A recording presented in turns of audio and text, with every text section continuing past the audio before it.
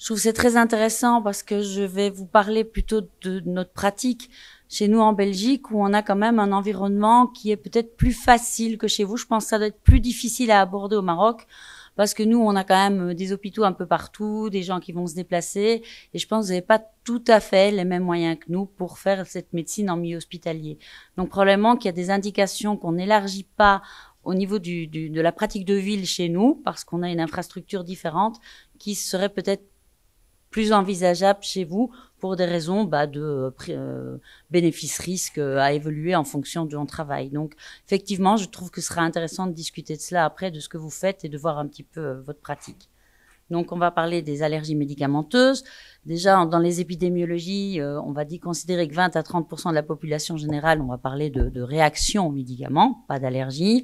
Et chez 10 à 20% des patients hospitalisés, on va devoir différencier les effets secondaires médicamenteux des 10 à 20% des réactions qui seraient d'origine allergique.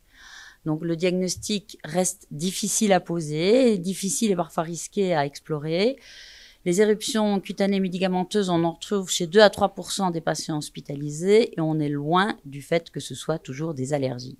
Il y a des réactions cutanées sévères uniquement chez 1 pour 1000 des patients en moyenne et la mortalité est relativement faible. Quelle est la part des allergies vraies? C'est ce qu'on va essayer de définir. On doit donc différencier les réactions prévisibles, les effets secondaires, qui sont le plus souvent là, c'est 80% des réactions, en relation avec les propriétés pharmacologiques des produits, aux doses dépendants et qui sont plutôt codifiées, comme la neurotoxicité de l'imipénème, la colie pseudomembraneuse après l'augmentin. Les réactions non prévisibles sont plus rares, 20% des cas, et c'est souvent en dose indépendante, et là, c'est non lié aux propriétés pharmacologiques voulues du produit, et ça va être dépendant de la susceptibilité de chaque patient. Donc, il y a des idiosyncrasies qui peuvent être décrits avec les déficits en IgA notamment, mais ça, on n'en parlera pas, et il y a les différents mécanismes immunoallergiques qu'on va voir. Donc, on a des schémas qui sont un peu validés pour ces hypersensibilités médicamenteuse. Si on parle de l'hypersensibilité médicamenteuse, c'est une exposition à un stimulus à une dose tolérée par un sujet qu'on va dire entre guillemets normal et qui va causer des symptômes ou des signes cliniques reproductibles, ça c'est important, ils vont être reproductibles, d'où le danger des tests, chez un individu défini. On parlera d'hypersensibilité non allergique, qui est très fréquente dans les médicaments, qui est non immunologique. Les anti-inflammatoires, par exemple, c'est beaucoup plus souvent ça. Des hypersensibilités allergiques qui vont vraiment être les vraies allergies médicamenteuses. La réaction immunologique, ça va être évidemment, si je suis dans l'allergie vraie médicamenteuse, essentiellement le type 1 et le type 4, donc l'immunité humorale IgE et l'immunité cellulaire avec la lymphocyte T. On verra que c'est parfois un peu plus complexe dans les toxidermies et les réactions retardées. Alors, les hypersensibilités non allergiques, quelques exemples que vous avez certainement déjà vus dans vos cabinets médicaux. Les produits de contraste iodés, on en voit beaucoup, on les teste, il y a peu d'allergiques. C'est une libération non spécifique d'histamine le plus souvent par le produit de contraste, par exemple, parce qu'il a une propriété hyperosmolaire. Ça, on le définira un peu demain quand on en parlera. On va avoir également notamment les inhibitions de la voie de la cyclooxygénase avec libération de COX, avec les anti-inflammatoires de la famille des COX-1, une libération de prostaglandine qui va entraîner des urticaires et des œdèmes. Et là, on va voir ça souvent chez les patients qui ont des pathologies de type urticaire chronique sous-jacente et qui, à la prise d'anti-inflammatoires, vont aggraver leur urticaire. On n'est pas dans un mécanisme immunoallergique propre. Les IEC, les angioœdèmes, éventuellement les hyperréactivités bronchiques sur les bêta-bloquants. Donc ici, on redéfinit les différents mécanismes avec évidemment toutes les clostridium, allez, c'est tout petit moi ici. Le Clostridium difficile qui va entraîner des phénomènes digestifs après les prises d'antibiotiques. Vous avez les néphropathies sur les aminoglycosides. Les quinolones, c'est assez bien décrit aussi. Et on va avoir de l'urticaire par une fixation sur le récepteur spécifique MG, je ne retiens jamais son numéro, là, moi. Je ne sais pas si je sais agrandir ici, non. Je ne sais pas avoir la dia toute seule. Non, je ne sais pas. C'est pas grave. Sur le récepteur spécifique, et puis évidemment, les réactions plus IgE ou cellulaires, comme on l'a vu. Alors, comment est-ce qu'on va les prendre en charge? Déjà, la prise en charge, l'anamnèse est fondamentale, et on va essayer les classifier, selon leur mode de survenue. Est-ce que ça va être une réaction immédiate, inférieure à 1 heure, On est plus souvent ça dans les urticaires, les angioïdèmes, les réactions anaphylactiques vraies. Les semi-retardés qui vont aller jusqu'à 48 heures pour l'urticaire et les rash. Et dans certaines semi-retardées, on peut avoir également des chocs, mais souvent moins sévères. Et puis les allergies retardées à partir de 72 heures jusqu'à plusieurs jours après le début du médicament, avec toute la classification des différentes toxidermies où la chronologie des événements est très importante pour essayer de diagnostiquer la toxidermie. En sachant qu'une vraie toxidermie sévère, souvent on l'a au moment même parce que le patient il va arriver à l'hôpital. Les mécanismes impliqués, c'est toujours évidemment ceux de la classification de Galley-Combs. On la connaît en classe type 1, 2, 3, 4. Et on voit ici que si on reprend dans le schéma, je sais pas si, oui voilà, si on reprend dans le schéma ici des immunités, les allergies médicamenteuses, on a nos 4 types et puis on voit que ça se complique quand même pas mal puisque dans le type 4, on parle parfois de type A, B, C et il y a différentes avec les CD4 qui vont même pour le DRESS intervenir la voie TH1 ou la voie TH2. Donc, il y a vraiment des modes de sensibilisation très différents. Et je crois que là, les toxidermies sévères, c'est vraiment des centres d'expertise qui doivent les prendre en charge. Encore les différents mécanismes avec les réactions plutôt immédiates et accélérées qui vont donner de l'urticaire, de l'angioïdème, les accélérés une 72 heures, les mêmes types de symptômes avec des anaphylaxies moins sévères. Puis on a tout ce qui est cytotoxique avec les grades 2 où on va retrouver évidemment les anémies hémolytiques, les cytopénies qu'on va voir, les néphrites interstitielles, et tout ça, la complexima comme la maladie sérique, la vascularite éventuellement, puis les dermatites de Tank-Cotinck et les toxidermies plus sévères dans les grades 4. L'allergie médicamenteuse, est-ce qu'il y a des facteurs de risque qu'on peut prédisposer? Bien, c'est plus important si on a un médicament avec un poids moléculaire qui sera supérieur à 1000 Dalton. L'administration répétée et intermittente, c'est quand même une voie de sensibilisation, plus l'administration IV que la Péros. C'est lié à l'autre. Il y a quelques études qui montraient que c'est plus fréquent chez la femme, c'est à démontrer. C'est plus fréquent chez les adultes que les enfants. Et l'atopie ne semble pas constituer un facteur de risque. Les manifestations cliniques, on ne va pas les détailler, vous les connaissez. C'est les réactions immédiates à 1 heure avec évidemment les angioïdèmes, les urticaires. Les réactions semi-retardées avec des éruptions cutanées plus stéréotypées, érythémasteuses en grand placard, prurite œdème laryngé, parfois asthme malgré tout. Les réactions retardées de 48 à 72 jours à plusieurs jours, avec les exanthèmes maculopapuleux simples qu'on voit souvent chez l'enfant, et jusqu'aux néphropathies et au syndrome de l'aïeul et aux toxidermies sévères. Les toxidermies graves, on a plutôt peur, on n'aime pas trop les explorer quand même, usuellement, donc je pense que ça vraiment, ça doit être des centres d'expertise. Parce qu'il y a un risque vital possible, on est limité dans la possibilité des tests cutanés, on va retrouver la pustuleuse exanthématique aiguë généralisée, notamment souvent avec les carbamazépines, les différents DRESS qu'on va retrouver avec les anticonvulsivants, l'aminocycline, les bêta-lactamines qui peuvent en donner quand même pas mal. La nécrolyse épidermolique toxique des éruptions cutanées qui surviennent moins de 48 heures après l'introduction du médicament. S'il y a des bulles ou des érosions sur moins de 10% du revêtement du corps, on va parler d'un syndrome de Steven-Johnson.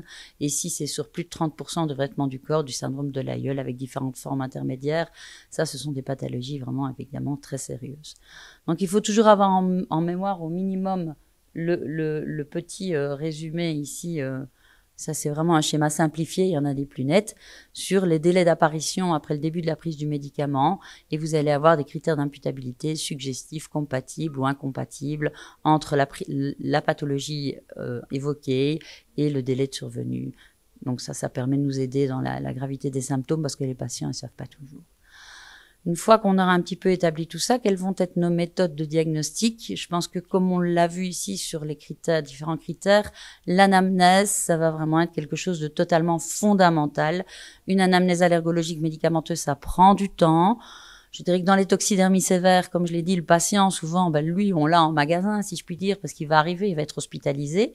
Mais dans tout ce qui est plus intermédiaire, les gens, ils savent pas toujours bien vous répondre. Ils sont parfois envoyés très longtemps après l'incident et c'est pas des tests qui sont toujours anodins. Et donc, vraiment, on prend beaucoup de temps à interroger ces patients-là. Il faut essayer de préciser les choses. Alors, au moment de la réaction, quand on l'a, on est content, c'est pas souvent. On va faire une tryptase sérique, ça on aime bien quand on l'a, mais c'est pas toujours gagné. Une recherche d'éosinophilie, Alors, pour les critères de gravité dans les vascularites, si on a un bilan hépatique, on est content. Une insuffisance rénale, une hématurie, c'est intéressant. Les biopsies cutanées, quand on peut les avoir, ça a un certain intérêt. Je me mets toujours un petit bémol, ce que j'explique aux assistants. Les résultats des biopsies cutanées ne sont pas la panacée. Ça dépend qui les a lus. Et alors, des toxidermies, on en trouve très souvent. Donc, il faut quand même pas partir sur partie de vérité juste sur l'anapathe. Ça peut nous aider, mais à prendre avec des pincettes. Ça ne donne pas la vérité surtout. Et donc, après 6 semaines, on va faire des tests cutanés, et si possible, dans un délai de 6 mois, c'est l'idéal. Je sais pas chez vous, mais nous, les histoires de pénicilline, ils ont réagi dans l'enfance et ils arrivent à 40, 50 ans quand ils en ont besoin, quoi. Donc, les fiabilités des tests dans les études et ceux qu'on a, qui viennent se présenter, c'est parfois plus compliqué. Donc, le diagnostic, l'anamnèse, la chronologie, comme on l'a dit, réaction immédiate, plus retardée. On va avoir différents critères d'imputabilité pour le médicament, les critères intrinsèques d'abord sur la clinique, le tableau clinique, les facteurs de survenue, la chronologie des événements, les facteurs de risque, l'âge, si le patient a rencontré plus souvent cette molécule plutôt qu'une autre, tout ça dans l'anamnèse. Et on va intégrer cela avec des critères d'imputabilité extrinsèques qui vont être les données de la littérature. On va voir plus souvent des DRESS, par exemple, avec l'allopurinol. S'il y a un allopurinol, une réaction cutanée, le critère d'imputabilité extrinsèque va aller dans le sens, par exemple, de l'allopurinol, et vous allez définir des tableaux de probabilité. Une fois qu'on a fait ça, on va se décider de rentrer dans les prick tests et les intradermaux, les patch tests essentiellement pour les réactions plutôt retardées. On a aussi des tests biologiques, mais nulle part, ça, en pratique clinique usuelle, c'est plutôt pour la recherche, les tests d'activation des basophiles, les tests de transformation lymphoblastique, on n'a pas ça toujours de façon usuelle. Et alors le TPO qui va rester évidemment le gold standard, mais qui va pas nous préciser quel est le mécanisme de la réaction. Donc quel test pour quelle réaction? Ça c'est le plus classique. Dans les réactions retardées, on va avoir des patch tests, des prick tests ou des intradermoréactions à lecture retardée. Pour les exanthèmes maculopapuleux, les dermatites de contact, les purpuroas, les vascularites, les syndromes de l'aïeul. Les prick tests et les intradermoréactions pour les lectures immédiates, comme l'urticaire, les réactions immédiates, l'urticaire, le bronchospasme, la rhinite et l'anaphylaxie de grade 1 à l'immunité humorale. On a dans la littérature, on retrouve quand même certaines sensibilités, spécificités avec des valeurs prédictives négatives qui sont plus ou moins reproductibles selon les auteurs et les études. On en a beaucoup. C'est souvent sur des petites séries. On a plusieurs auteurs, vous voyez, Antunes, Torres, Barbeau, qui ont donné un peu leurs chiffres. On trouve des sensibilités pour les pénicillines de plus ou moins 70%. C'est quand même la classe qui a été la plus validée. Les produits de contraste iodé, il y a une valeur prédictive négative de 96%. On verra que parfois, selon les auteurs, les seuils de dilution jusqu'au en bas sont discutés et ça varie un petit peu la valeur prédictive négative. Beaucoup des tests nécessitent des validations dans de grandes séries de patients. Un des problèmes principaux pour explorer l'allergie médicamenteuse, c'est un intérêt de la standardisation, des concentrations. On ne fait pas n'importe quoi. On ne teste pas tous les produits en pur. Il y a énormément de faux positifs. Et donc, il faut vraiment avoir des données. Nous, je vais vous montrer comment on a travaillé et tout ce qu'on a établi pour essayer de les faire. Donc, il faut vraiment une standardisation des concentrations, jusqu'où je vais pour diluer. Je vais pas aussi loin pour un curare que pour une pénicilline. Les modes de dilution, les techniques d'injection pour avoir une reproductibilité, parce que les techniques d'injection vont parfois vous donner des faux positifs. Et il y a toute une série de critères de lecture. Quid de la stabilité des solutions préparées? Ça reste un point d'interrogation. Vous avez des collègues qui vont vous dire, moi je les garde 3 mois, un autre, moi je les garde 6 mois, moi je garde le 1 sur 1, donc le produit pur 3 à 6 mois, le deuxième il va dire qu'il va jusque 10-1, et quand vous essayez de faire le ménage dans tout ça, eh bien vous n'avez jamais aucune réponse correcte, cohérente, ni de la firme pharmaceutique qui commercialise le produit, ni de vos pharmaciens. Donc, on se fait un petit peu toute son expérience et voilà. Et en fonction des possibilités, si on sait souvent avoir des médicaments parfois très coûteux à diluer ou pas, parce qu'on a quand même parfois des médicaments qui coûtent très cher. On doit essayer d'avoir en stock pour diluer. Les tests cutanés, donc on va faire des dilutions à partir des produits purs dans des flacons de 4,5 ml de diluant physiologique phénolé et on va injecter 0,5 ml dans les flacons de 4,5 ml et on va obtenir les dilutions de 1 dixième, 1 centième, 1 millième. Les dilutions jusqu'où on doit aller vont varier d'un médicament à l'autre, je vais vous le montrer, selon les données de la littérature, basées sur des essais cliniques, sur votre propre expérience.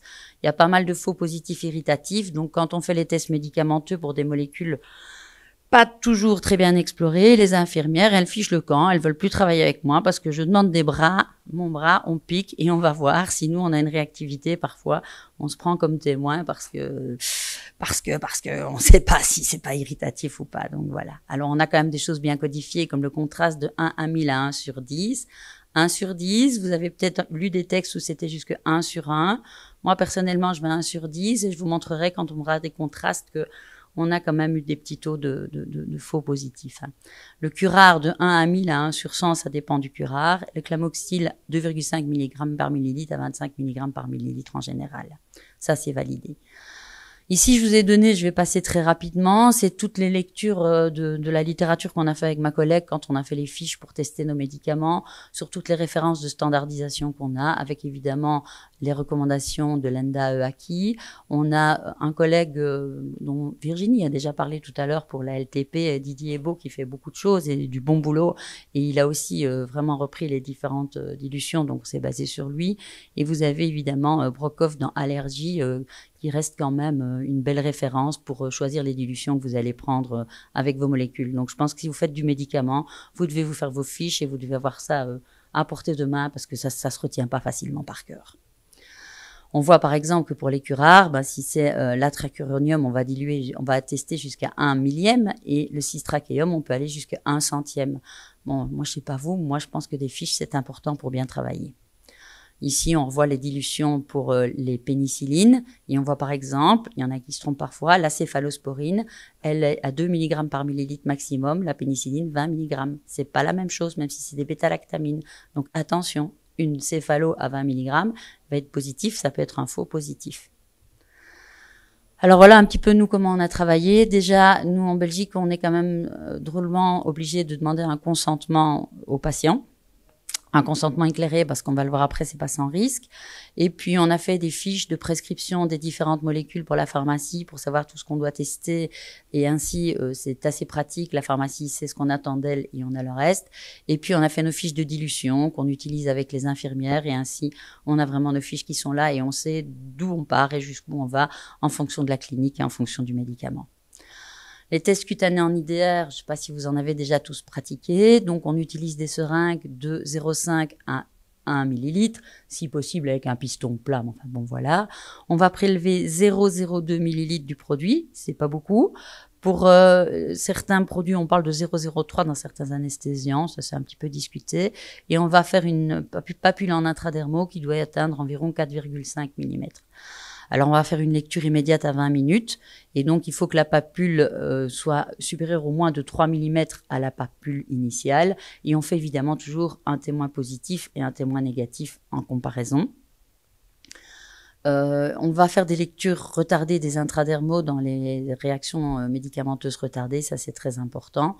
Et puis, il ne faut pas oublier qu'il y a toute une série de médicaments qu'il faudra arrêter, dont il faudra faire attention pour faire nos tests. On le verra plus loin. Chez nous, en Belgique, en tout cas, c'est ça que je dis, je pense que on est dans une infrastructure qui fait que, c'est mon avis, ça peut être discuté, mais je crois qu'on le partage plus ou moins tous ceux qui font de l'allergologie médicamenteuse chez nous. Ça doit être sous surveillance médicale, avec plus souvent quand même une voie veineuse et quand même un service d'urgence tout près, parce que vous allez le voir, on a des réactions. Après, on travaille avec ce qu'on a et les besoins du bénéfice-risque. Et si on n'a pas la possibilité d'avoir tout, mais qu'un patient, c'est indispensable pour le traiter, je sais pas moi, une syphilis, où j'ai pas d'hôpital tout près et il a vraiment besoin de la pénicilline pour traiter sa syphilis, ça peut se justifier parfois de prendre des risques. Donc, il faut voir dans quelles conditions on travaille. Maintenant, toujours primum non nocere et rester toujours très prudent. Donc, il faut relativiser les choses. Les techniques des intradermaux, donc on injecte dans l'épiderme 0,02 ml, pardon. Les intradermaux des lectures retardées, ça va augmenter la sensibilité. C'est pour les allergies médicamenteuses retardées, surtout les érythèmes pigmentés fixes. Contre-indiquer les DRESS, les LAIEL, les vasculites, plutôt dans des centres d'expertise, parce qu'on peut quand même réactiver la pathologie. Alors, dans la plupart des cas, on a la cortisone pour agir, mais ça marche pas, voire ça aggrave même les choses. Donc, on n'a pas de traitement. Et dans certains centres d'expertise, ils commencent à utiliser des antidiaques, différentes choses pour soigner les toxidermies. Donc là, peut-être que ça peut plus s'envisager. On fait des lectures à 6 heures, 24 heures, 72 heures, parfois une semaine après pour les corticoïdes et les héparines. On peut avoir des réactions très retardées. Et au moment où on met le patch, où on fait l'IDR, même dans une réaction retardée, on a parfois des réactions systémiques qui se sont vues. Voilà un exemple d'IDR à lecture retardée bien positif. La grille de lecture est la même que pour les patch tests, on le verra plus loin. Donc, contre-indiqué quand même dans les toxidermies graves, les cytopénies. S'il n'y a pas de consentement éclairé chez nous en Belgique, on ne devrait pas le faire. Il faut des moyens de réanimation idéalement quand on l'a. La grossesse, c'est une contre-indication, sauf s'il y a une indication majeure de nouveau, si on n'a pas le choix. Les bêta-bloquants, c'est discuté, on vous dit non, pas besoin, etc. Moi, j'arrête les bêta-bloquants si j'ai pu programmer le test et que c'est pas dangereux pour le patient d'arrêter les bêta-bloquants 24 à 48 heures avant. Mais je le fais parce que le choc anaphylactique, si j'en ai un, c'est rare, on n'en a pas souvent, vous allez voir. C'est très rare, mais il y en a. Il sera plus sévère et on va avoir une résistance à l'adrénaline. Donc, finalement, moi, je l'arrête. Les médicaments arrêtés, les antihistaminiques au moins une semaine avant. Les corticoimmunosuppresseurs un mois avant, ça c'est pour les réactions retardées à médiation cellulaire évidemment. Les amipramides 3 semaines, les kétotifènes de 4 semaines, mais ça pose moins de problèmes. Les patch tests, ça c'est plus souvent les dermatos qui les font. Maintenant en médicaments, chez nous, c'est nous qui les faisons. Donc il faut faire ça en peau saine, plutôt quand il fait pas trop chaud. Plus difficile au Maroc, il fait souvent chaud. Dans le haut du dos ou à l'endroit de la réaction, si la pathologie, ça a été un érythème pigmenté fixe, là, il faut le faire à l'endroit où vous avez eu la réaction. Pas de cortico, lecture, comme on a dit, jusque 7 jours parfois. Pas sous immunosuppresseur idéalement, à l'exception si vous avez eu la réaction médicamenteuse alors que le patient était sous immunosuppresseur. Il faut savoir que le post-op, la grossesse, les accouchements sont immunosuppresseurs. Donc voilà, on choisit mieux son moment quand on a le choix. Il faut des véhicules adaptés à la nature chimique de l'allergène. Donc pour certains, ça va être dans la vaseline, pour d'autres, ça va être dans le liquide physiologique. Et il faut toujours bien faire attention à ce qu'on teste et déterminer les dilutions, voir les pH, parce qu'il y a énormément de faux positifs avec ces patch tests où on va voir ces réactions en soap, là, vraiment très irritatifs. Ça, c'est souvent pas une allergie, c'est parce qu'on a utilisé un produit trop irritant. Et donc, les dilutions, nous, on les fait par la pharmacie. Voilà. Et alors, dans les LAIEL et les DRESS, on discute de faire d'abord 0,1%, puis 1%. Là, c'est plus dangereux. La grille de lecture, c'est pas de réaction du tout. On voit ici vraiment ce SOAP syndrome où on a l'impression que c'est positif, mais non. Et on peut aller d'un simple petit érythème jusqu'à une réaction avec des infiltrats et des vésicules. Et on va grader comme ça l'interprétation de nos patch tests. Et pour les intradermaux à lecture retardée, c'est la même grille de lecture. Quelle est la sensibilité et la spécificité des patch tests? C'est quand même pas top. Voilà, leur sensibilité varie en fonction du médicament testé et de la toxidermie explorée. Il faut quand même souvent comparer patch test et IDR s'il n'y a pas vraiment de grosses contre-indications. Et on a quelques critères. Dans le DRESS, ils vont révéler souvent des multi-réactivités dans 18% et de positifs dans 64% des cas. Alors, quels sont les mécanismes en cause pour qu'on explore comme ça? Dans un patch test, l'allergène va être appliqué 48 heures sur la peau et va pénétrer dans l'épiderme par les cellules de Langerhans, va être présenté aux cellules T spécifiques.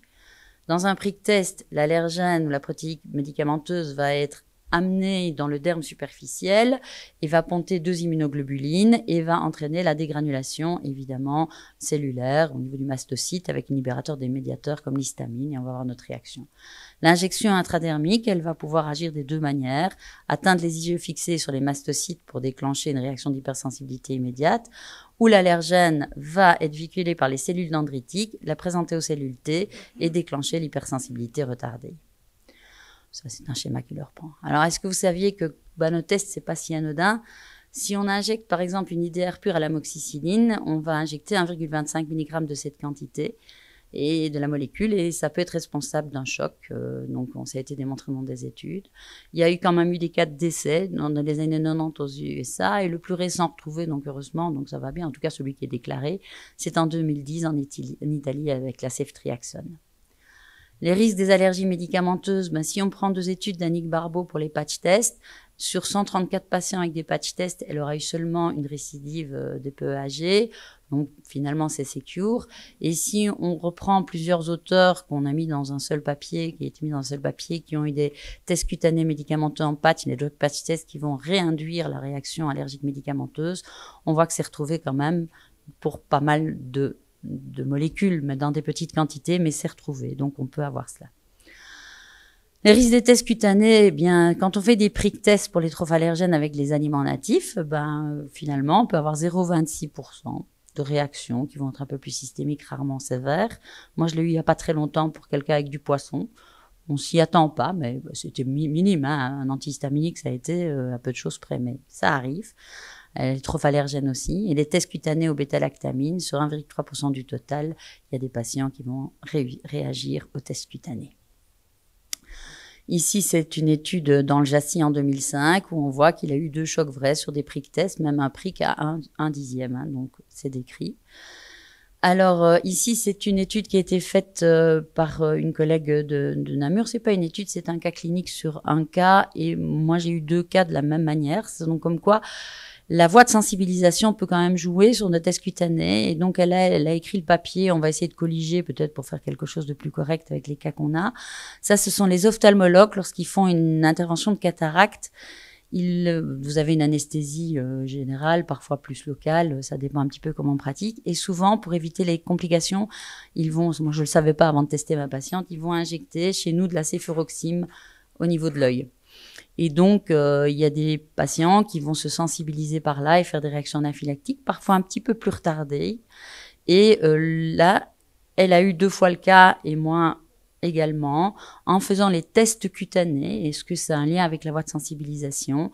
Elle avait testé à 5 mg par millilitre, la céphalo. Donc moi, vous avez vu, je vais à 2 mg par millilitre. C'était peut-être un petit peu plus. Et donc, elle a une expérience d'une 50aine de patients testés avec cette dilution sans irritation cutanée. Et 10 minutes après le prick test, le patient a développé une réaction anaphylactique vraie.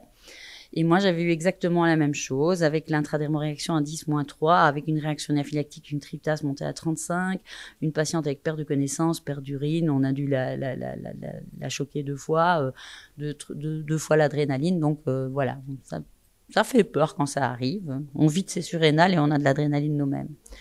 Donc les risques des tests cutanés, les intradermaux peuvent être réalisés quand les prick tests sont négatifs. Les patch tests, c'est discuté, mais il faudrait toujours commencer par les prick tests. C'est contre-indiqué ou dans des dilutions très faibles, dans les toxidermies sévères, c'est plutôt pour les centres d'expertise, en sachant que souvent les malades, ils vont y être référés parce que les vrais toxidermies sévères vont être hospitalisés. Ça peut être potentiellement dangereux avec des petits accidents, enfin pas une grande proportion d'accidents, mais ça existe, il faut le savoir, et donc il faut toujours rester vigilant et prudent. Alors est-ce qu'on peut se passer des tests cutanés? D'une part, ça a été beaucoup essayé pour les risques, mais aussi parce qu'on n'avait pas toujours le temps de faire les tests cutanés. Il y a eu des études sur les enfants avec des TPO chez 11 IDR positifs, et il y avait des TPO négatifs chez 2 tiers des patients avec tests cutanés négatifs pour des problèmes viraux, et a priori on peut pas. Et alors on verra demain pour les pénicillines, on nous parle de plus en plus de cette codification PenFast et l'étude Palace au Canada qui ont donné directement des TPO pour les pénicillines, mais ça reste quand même risqué. On peut être aidé par la génétique. Oui, on sait que le HLA, ici, pour la carbamazépine, va intervenir, le B38 également, mais on n'a pas accès à la génétique. Les infections virales, ça, il faut toujours bien les rechercher dans l'allergie médicamenteuse. Est-ce que le patient a été malade infecté? L'allopurinol qui donne des dresses et les infections virales, ça, c'est quand même une association bien dangereuse. Les tests in vitro, actuellement, ça n'a pas, dans les hypersensibilités non immédiates, ça ne nous a pas vraiment encore donné de réponse. On aimerait bien, parce que c'est dangereux à faire.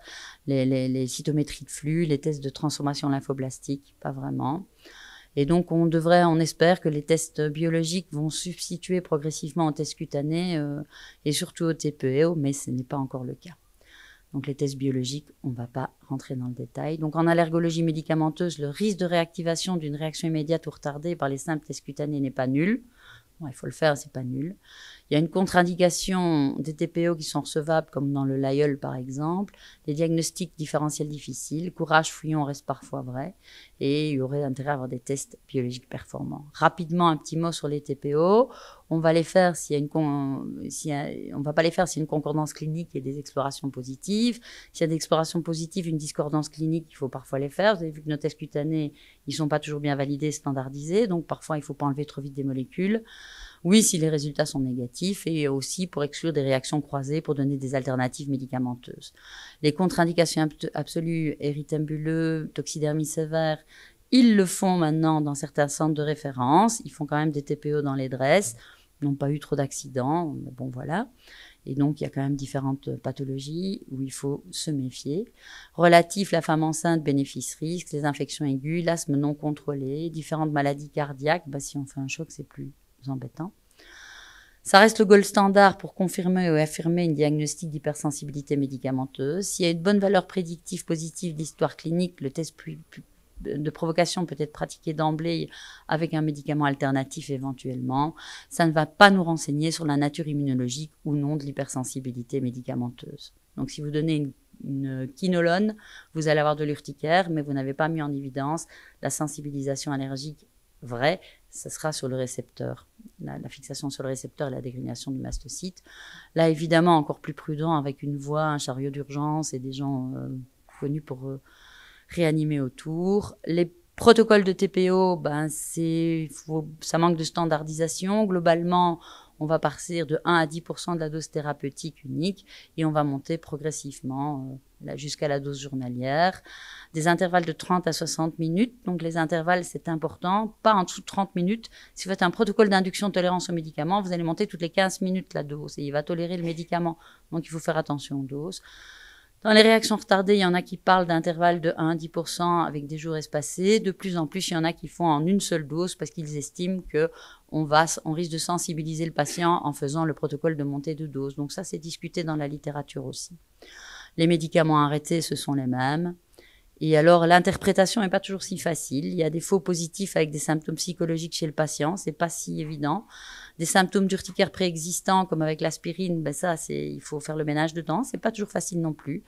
On peut avoir une aggravation par le médicament d'une maladie préexistante. Il y a des faux négatifs avec des cofacteurs qui vont être absents, des temps d'exposition d'observation trop longs et des dosages trop bas où on va peut-être plutôt faire une désensibilisation si on commence trop bas avec des montées de dose trop rapides. Donc voilà, les tests ont une valeur prédictive dépendante du type du mécanisme de la réaction dans l'urticaire. Et je crois que ça doit rester quand même dans des centres plus expérimentés. Ça reste potentiellement dangereux, les TPO. Bon, ça, c'est quelques protocoles que nous, on fait. Et donc, finalement, les allergies médicamenteuses, c'est un problème quotidien pour le médecin. Mais le niveau de connaissance dans ce domaine, même si on en parle beaucoup, etc., reste assez faible comparé à l'asthme, à la dermatite atopique ou aux allergies alimentaires, qui sont par ailleurs moins prévalentes, quelque part. En poursuivant la comparaison, les allergies médicamenteuses ne bénéficient pratiquement pas de support institutionnel, ni pratiquement d'aucun support de l'industrie pharmaceutique. Et donc, on a quand même une méconnaissance de certains nombres de mécanismes physiopathologiques, une absence de tests de diagnostic bien validés. Ça arrive, on bouge, ça avance, mais on n'est pas encore toujours loin pour tous les médicaments. Et donc, on a besoin, je pense, dans ce domaine-là, de la collaboration des médecins pharmaciens, biologistes, des immunologues. On doit vraiment participer tous ensemble pour faire le bilan médicamenteux correct.